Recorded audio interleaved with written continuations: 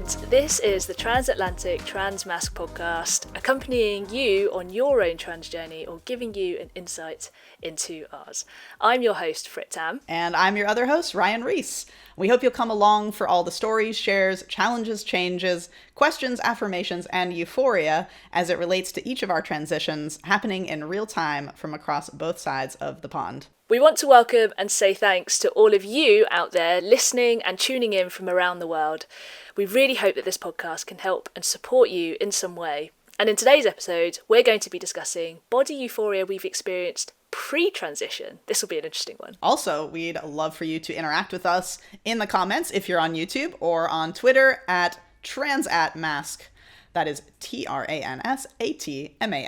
We're taking future episode ideas, and we'll also be conducting polls to better include the community in our discussions, so definitely reach out and connect. Okay, let's get into this. I think I'm going to lead the charge today with talking about body euphoria pre-transition, because when I was going through everything, kind of thinking about my past and the ways I was connected or disconnected from my body, because I think for a lot of us, this kind of disassociation that we begin to feel because we're so incongruent, the way to survive is that you start disassociating from yourself. And I definitely had parts of my body that I did that with. And we can talk a whole lot about that in another episode. But today I thought let's focus on something a little bit more positive, which is the things that I did connect with pre-transition or, pre really coming to terms with myself. And it's funny because I would think to myself, what is it about myself that I like when I see myself or when I see my body, when I'm looking at myself? And almost all of the things that came up, they were always within like a masculine context. So first and foremost would be my hands. I really, really like my hands. And I know that a lot of trans guys actually have a lot of dysphoria around their hands. And so when I would see other people talking about that, it really reiterated to me how much my hands actually were something that I really loved. And let's get a close-up of the hands. But I have pretty big hands. I'm a smaller guy. And so I think that this made me feel like more like a guy, like this. Maybe I could get teased because like, well, your hands are so big. They're like a man. You have man hands. It's kind of like an insult for a lot of women. But if someone said I had man hands, I was like, well, thank you very much. Yes, I do. And I remember when I was younger, like playing piano, I could like reach really far on the keys. And when I started to play guitar or bass, like some of my other female friends would be like, oh, it's like so hard to like reach the chords or do this. And of course you can train your hands, but I always felt like I had a little bit of an advantage that I was like, oh, well, I actually have like pretty long fingers and I have big, strong hands. So I had a lot of euphoria around my hands. And like another thing too is that I really like giving people like shoulder massages or foot massages. I'm a good person to be friends with. Scalp massages. But my friends would always be like, oh my God, you have such strong hands. And I really, really took like pride in this. And it's something that you see a lot, right? Like you look at your hands quite often. And so I think for me too, like I was definitely able to kind of like, connect with myself a little bit more because the things that I was seeing most frequently were actually giving me euphoria. So my hands were number one, so much gesturing. And then I would say right after that would be my arms. And it's kind of the same. Like I have pretty big forearms. And it was kind of the same thing where I felt like closer to a guy because I had a lot of upper body strength. Like my biceps were always pretty big, even as from a young age, like I would be constantly told like, wow, you have a lot of upper body strength. And as a kid at school, like when you do these athletic, like trials where you had to like do however many push-ups or pull-ups, like whenever I had to do those things, I would always excel. Like I'd always be like number 1 or 2 in the school because I had like all this upper body strength. And I felt like it really made me closer to a guy. Because most of the other girls weren't able to do maybe like a couple pull-ups, and I'd be able to do like 15 pull-ups when I was like, 8 years old or whatever. So these things that I was seeing quite often, so pretty much like my shoulders. Also, I did like a lot of sports. I did swimming, so it kind of made my shoulders broader, which I really liked. And again, I noticed that this wasn't really incongruous with a lot of my friends, because they would say like, oh, I hate that swimming makes me like so big, you know, like, or, oh, I don't want to lift weights because I don't want to get big. Like this was a, you know, and not all women and girls feel like this, obviously, but the majority, I would say, do kind of have that idea in their head, like they don't want to get bulky. And for me, I was always like, oh, I really like when people say like, wow, you must play sports so you have broad shoulders, you know? And I would just be like, oh, that makes me feel so good. So yeah, these things that were like in my sight, like my biceps, my forearms, my hands, they were constantly giving me euphoria. And that definitely helped me to kind of put aside the other dysphoria, which I really was just disassociating. It just helped me to live longer as a girl, I would say. So another thing was my height. Now my height is a bit of a source of dysphoria, unfortunately. But when I was younger, I was always like average or like a little bit on the tall side. And then as I got older, I just was in the average until puberty. But I really took pride in that too. Like my best friend growing up, like she was always a little bit shorter than me. I had other friends that were shorter than me. So I liked that I was just like an average sized kid. And that made me feel like I could fit in more. And then once everyone started surpassing me in height, I realized how much my height and my size meant to me. And so it really created this kind of contrast of what I had where I felt like, oh, I was just an average sized kid, maybe a little bit on the taller side. And I always took pride in that as well, that I could kind of like play with the guys and be average sized. And obviously I was like strong enough to compete well. And then, yeah, as time went on and everyone seemed to keep growing, I just kind of stayed. And I was like, what the hell? What the hell? I was always average. And I remember going to the doctor and they're like, oh, yeah, she's going to keep growing. You know, they had like predicted my height as they do. And I was like, okay, I'm in a good place here. You know, we got short people in my family, but like my brothers are average height. Like I'm going to be good. And alas, what happened? That reminds me of one of my childhood best friends who, her and her whole family, all the kids in the family seem to have these really quick growth spurts. So we'd be in primary school. So, you know, at the age of sort of around 10, my best friend was already probably like the tallest person in the school.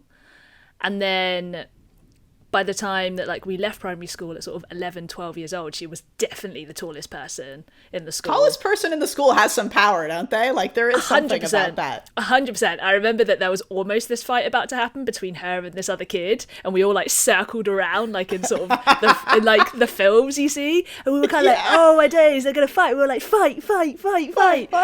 But she was not a fighter, so she was kind of like, look, to this kid, she was kind of like, look, I'm way bigger than you, so let's not even bother. And the kid was a bit like, okay.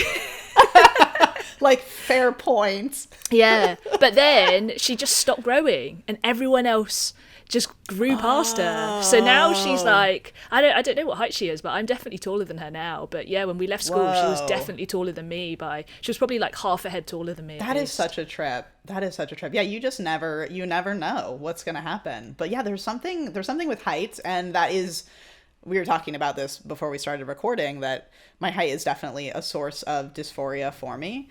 And I remember recently we have like a little step stool, and I was up on the step stool. It's only like, I think 4 inches tall. You know, it's kind of like a small one. But when I was standing on it, I was imagining that as my height and how I would perceive the world, because you do perceive the world differently depending on your height. It felt right. Like I was like, I feel like this is where I'm supposed to see the world from. And I did it once when I was driving too. I kind of like propped myself up on a few pillows and I think it was like a long road trip, you know, so we had like pillows in the car. Not that I usually just like travel with my pillow. So I think I was like I was trying to get comfortable. Yeah, it was a long road trip. I was trying to get comfortable. And so I was like propped up on the pillows, and I suddenly just had this kind of a body awareness of like, this is where I feel like I'm supposed to be. Like, this is the size person I'm supposed to be, like up here. It's really a surreal feeling, but you know, you have to get to acceptance. Like, that's not going to happen. and I'm the height that I'm at, and that's okay. But it is cool to look back and think of the euphoria I had as a kid when I was kind of this average or a little bit taller height. I'm trying to think of some other things. My face was never super feminine, so I feel like we've kind of talked about this too. Like we both had like this androgyny, and we would get mistaken for a boy quite often. So until, again, kind of puberty, when girls are starting to explore their femininity more, maybe wearing some makeup and trying to accentuate feminine features, I wanted to do the opposite. So for me, that was cutting my hair off. I had really short hair for a long time. And that would give me euphoria because, again, like with the way my face is, I feel like I could definitely, kind of have the boyish look that I wanted. As I got older, I found it more and more difficult to see myself because I definitely didn't see woman. I didn't see pretty. And then I didn't know where that left me. So it was kind of like a confusing thing for me, like just with my face alone. I remember there was a whole thing with shaving your legs. Did you go through this in school? Like the pressure to shave the pressure to just shave everything. To everything, yeah. The pressure to just shave, full stop. Right. Yeah, no, same. Like girls were so afraid of hair. And I remember I didn't mind the hair on my legs. Oh, I've got a puppy. Hi, baby. This is my dog, Sophia. Hi, I know. She got sprayed by a skunk last night, but she's very clean now. She's so soft. Hi.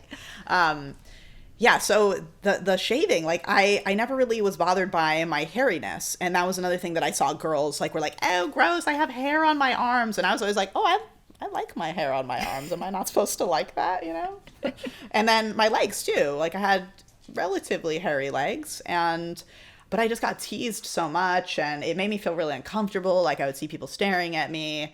And then I remember I just kind of gave in and decided to shave. And it felt so weird. Like I didn't like seeing my legs look like that.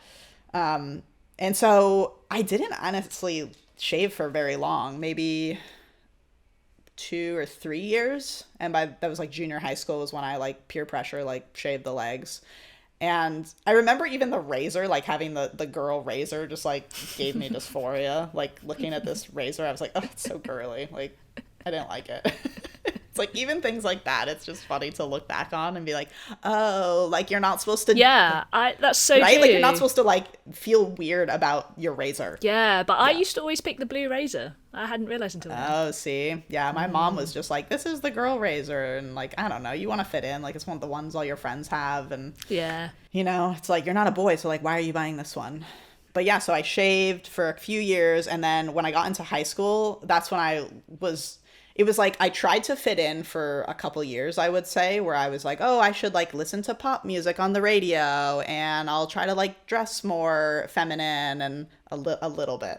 Like I look back at pictures and I'm like, I was kind of still doing my own thing in junior high school. I was like trying to fit in.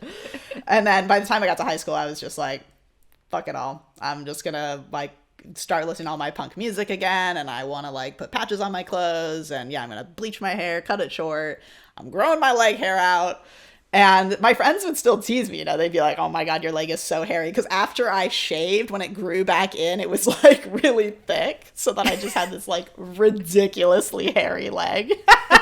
Which was especially funny when I would go to school in my school uniform and like wear a skirt, just like skirt and then super hairy legs. But what can I say? Like when I would see my leg, I was like, that's my leg. And when I would shave, it felt like it was a foreign leg. So hairy legs, thank you for all the euphoria. Appreciate it. Oh yeah, let's see more of that fuzz up close. Yeah, you can see that. Wow, yeah, I can see like the light reflecting off it. Can you see it? Yeah, the light. Yeah. There you go. There's some of the hairs. Whoa! And now I'm starting to get much more hair up here, it's funny, like the places that I kind of disassociated with it was always the most feminine parts of me, but I'm starting to get more hair on my upper leg, which is really exciting. Which is bonus visual content for the people watching this on YouTube and not so much for the people listening to this. Yeah, that's right. That's right. We're showing you the hairs up close. See some of these. It's very blonde, but actually wow. I have started to get little patches like right here of darker hair. I don't know if you can see quite well. I can just see like I can see like I don't know, almost like a layer, like an additional layer around your arm. Exactly. That's exactly it. So it's like I've always had very blonde hair, and then suddenly I'm getting this like dark patch. So I don't know if I'm just going to become like woolly mammoth status. That is a possibility. Wow. Yeah, because it's starting to come in. On my stomach. Oh, that's another thing too. I remember I was, again, kind of this hairlessness, you know, getting paranoid about having the hair and being embarrassed by it, because I also had a lot of hair like on my upper legs, you know, kind of like pubic hair, but like I had like a lot. And so I would just be embarrassed by it, you know, so I'd like shave. And I remember one day in the shower, I was like, oh, I'm getting this hair on my stomach, like a little happy trail. And it was kind of dark hair. Like, again, I do think, you know, my testosterone levels clearly were higher because like I'm getting body hair, you know, as a 13, 14-year-old. And some people get that as women too, but I was like, I'm just going to shave it. So I just like shaved it off. And then when it grew back, it was like really dark. And it made me feel uncomfortable actually, because the rest of my stomach looked so feminine that it was like this weird incongruence that I didn't like. Now that I'm starting to get more hair, so now I'll show you. It feels so good. Oh my God. Okay. Oh my God, X-rated content coming up. Tubby fur. Can you see it?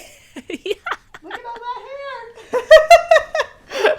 Okay, Frit, you gotta tell me all about your body euphoria pre-transition. Were there things you connected with? Wow. So like, as we were talking about this topic before we recorded, as in like when we were saying, okay, we're going to record this topic, and I was thinking about it, and I really struggled to think of places in my body that I actually felt happy with. And then just you talking now, and I'm listening, and I'm like, yeah, this is like making me think even more about all the places that I wasn't happy with, that I experienced dysphoria with. And, you know, and part of me was like, am I just thinking like this because we have a negative bias? And so I'm just more naturally drawn to think about the places that I've experienced dysphoria with, probably because those neural pathways are stronger, because I've thought about them more. But actually, like, given the opportunity to think about it, I just genuinely think that there's actually a very small percentage of my body that I've ever been happy with, which I did realise before, but I think only now have I really registered just how small that percentage is. Because I'm like now really trying to search for places, and I'm struggling to the point where I'm like, maybe my eyebrows, like, do you know what I mean? Like, even like the smallest parts of me. No, I think and that's what I think that I'm really lucky for. And I think that that's why I also was able to cope for so long, is because to myself, what I would see, because generally I would wear t-shirt and long shorts, and what that was doing was covering all the parts that I didn't like and having me witness the things that I did like about myself. And when I would wear short shorts, because people would be like, oh, you have nice legs. I'm like, ugh, do I? I don't know. I don't like look at myself.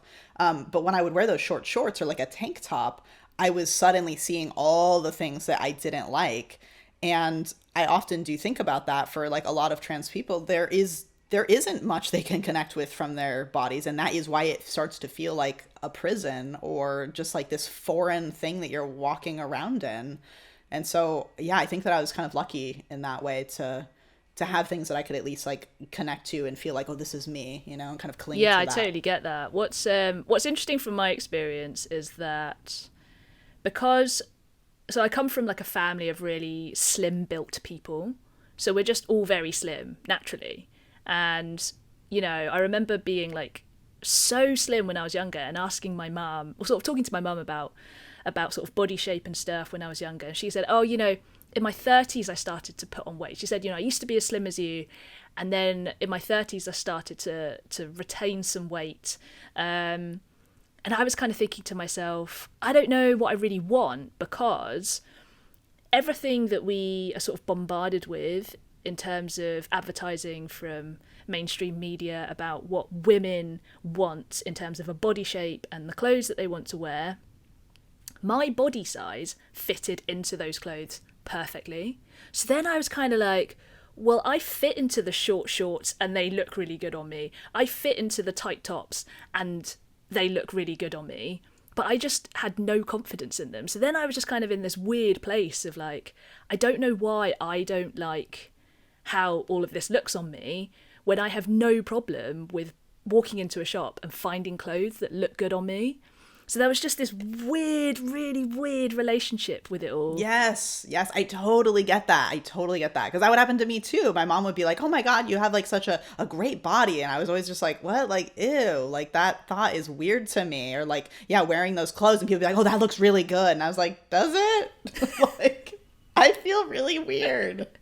And like, ugh. Totally. And like, so dresses, like I looked so good in dresses because I remember sort of going dress shopping with my mum, and I'm much taller than my mum, and all the clothes here, sort of if you just take sort of the western side of the world, they're sort of made for someone who's taller than her anyway. So, you know, we'd go shopping and she'd be like, wow, like all of this doesn't even need to be tailored. Like you can just buy this and it fits all of your dimensions. And like, yeah, well, I just kind of feel shit in it. But, like, you can't verbalise that because, well... Yeah, you feel like you're, like, unappreciative of, like... Yeah, so ungrateful, yeah. You're so blessed with, like, the perfect body, right? Like, everybody has a perfect body. Yes. Like, let's definitely set that straight. But, yeah, like, in this kind of Western ideal of, like, tall, thin... blah blah blah. Mm-hmm. Yeah, they're exactly. They're like, why aren't you appreciating this? So you're like, yay, like you, right? Like that's what we have to do. We have to kind of mirror their excitement and their happiness, because that's what I would do when people would be like, oh my God, you look good, and you're like, thanks, yeah. But inside you're just like, no, like yuck. Yeah, totally. But it's sort of coming back to the title of this podcast and the topic that we're talking about. If I really had to look for things that I liked, guess maybe like my upper arms at a stretch, but I still was always pursuing bigger.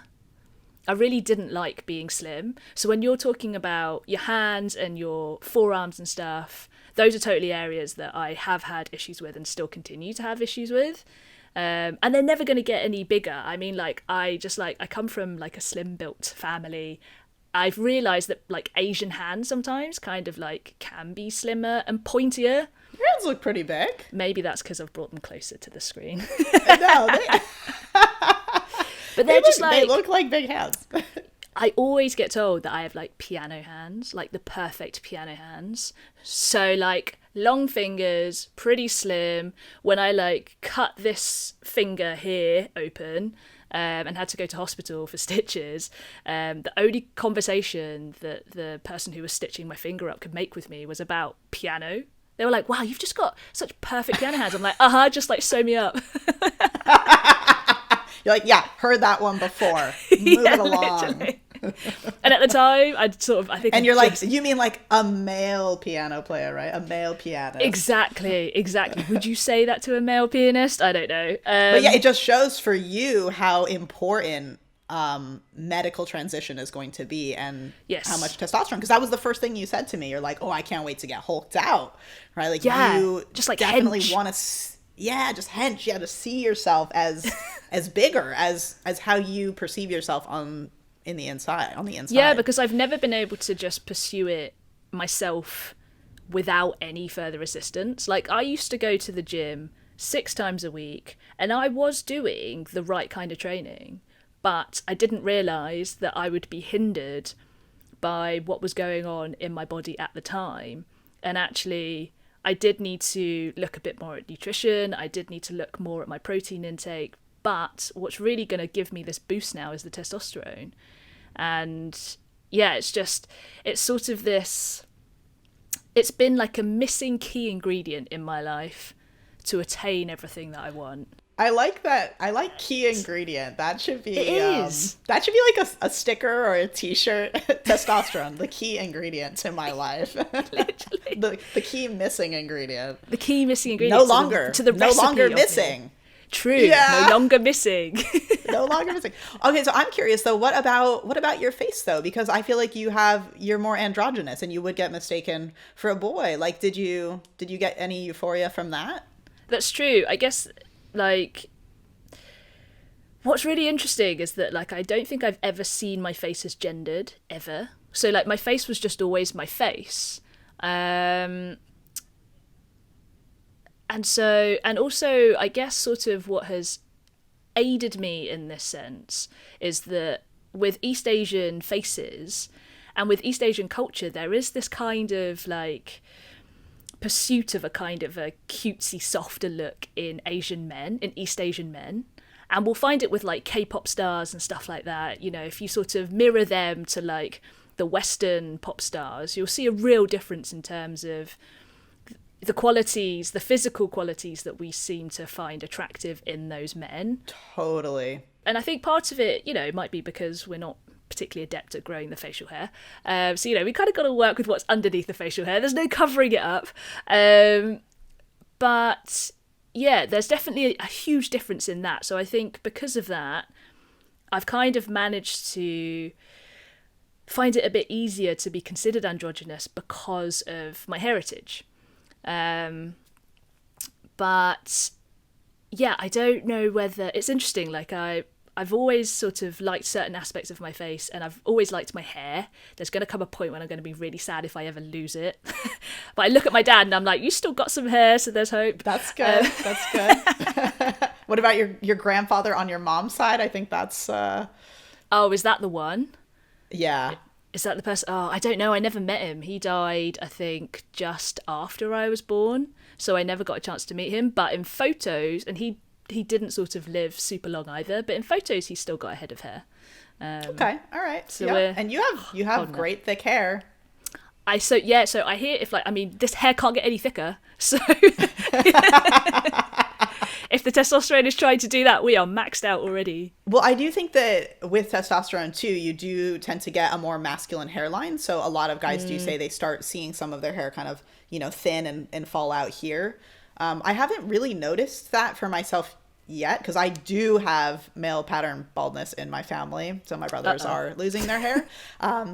Yep. So we'll see. I somehow think I'm going to be outside of this. I think that I'm gonna slide under and keep my head of hair, but we'll see.